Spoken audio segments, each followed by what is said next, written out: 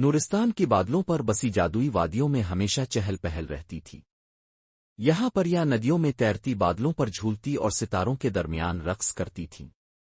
ان میں ایک چھوٹی سی پری تھی جس کا نام چاندنی تھا۔ وہ باقی پریوں سے مختلف تھی۔ جہاں سب پریاں کہے لگاتیں، وہاں چاندنی اکثر خاموش رہتی، وادیوں کی حدوں سے دور نیلے پہاڑوں کے پاس اکیلی اڑتی رہتی۔ لوگ کہتے تھے کہ نیلے پہاڑوں کے پیچھے ایک پرانا قلعہ ہے جس میں صدیوں سے ایک جن قید ہے جس کا نام آزر ہے۔ کسی نے اسے دیکھا نہیں تھا مگر سب جانتے تھے کہ وہ خطرناک ہے۔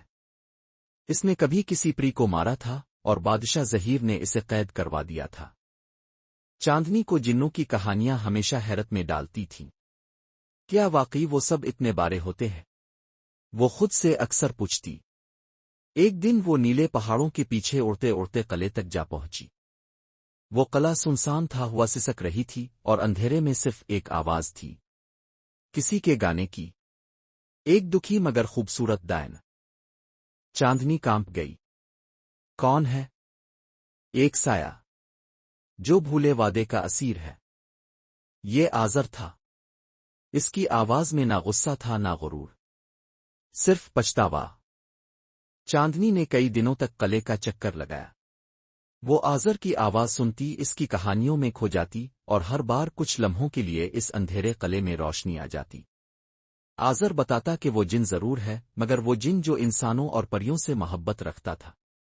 اس نے کبھی نورستان کے لوگوں کو نقصان نہیں پہنچایا تھا مگر بادشاہ زہیر کو اس کی طاقت سے ڈر لگتا تھا۔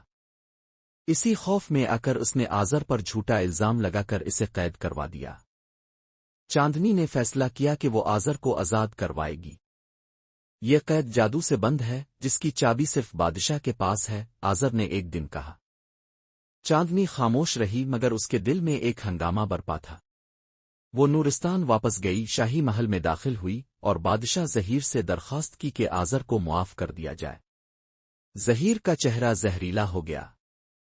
کیا تم پاگل ہو گئیں؟ ایک پری جن کے حق میں بول رہی ہے۔ چاندنی نے کہا، میں نے اس کی آنکھوں میں دکھ دیکھا ہے، پچھتاوا دیکھا ہے، اور وہ بے گناہ ہے۔ زہیر نے مسکرا کر کہا، ٹھیک ہے، اگر تم اتنا ہی چاہتی ہو تو اس کو آزاد کرنے کی ایک ہی شرط ہے، تم اپنی زندگی کا آدھا حصہ اسے دے دو۔ یہ جادوئی معاہدہ تھا۔ پریوں کی عمر ہزاروں برسوں پر مشتمل ہوتی ہے۔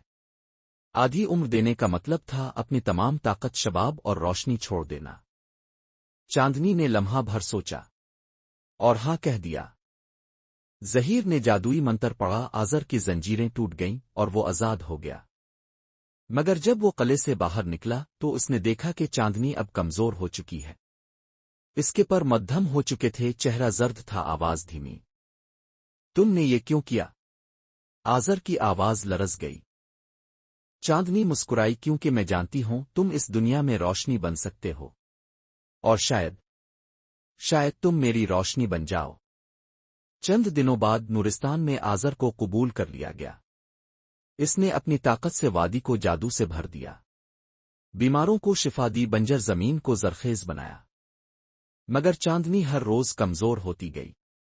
ایک دن وہ ندی کنارے آزر کے کندھے پر سر رکھ کر بولی، اگر جن اور پری ساتھ ہو سکتے ہیں تو شاید محبت کو کوئی نسل، کوئی ذات نہیں ہوتی۔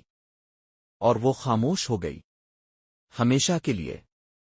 آزر نے اسے اپنی روشنی میں بدل دیا۔ وہ اب ہر رات آسمان پر چمکنے والا وہ سب سے روشن تارا ہے جسے نورستان کے بچے چاندنی ستارہ کہتے ہیں۔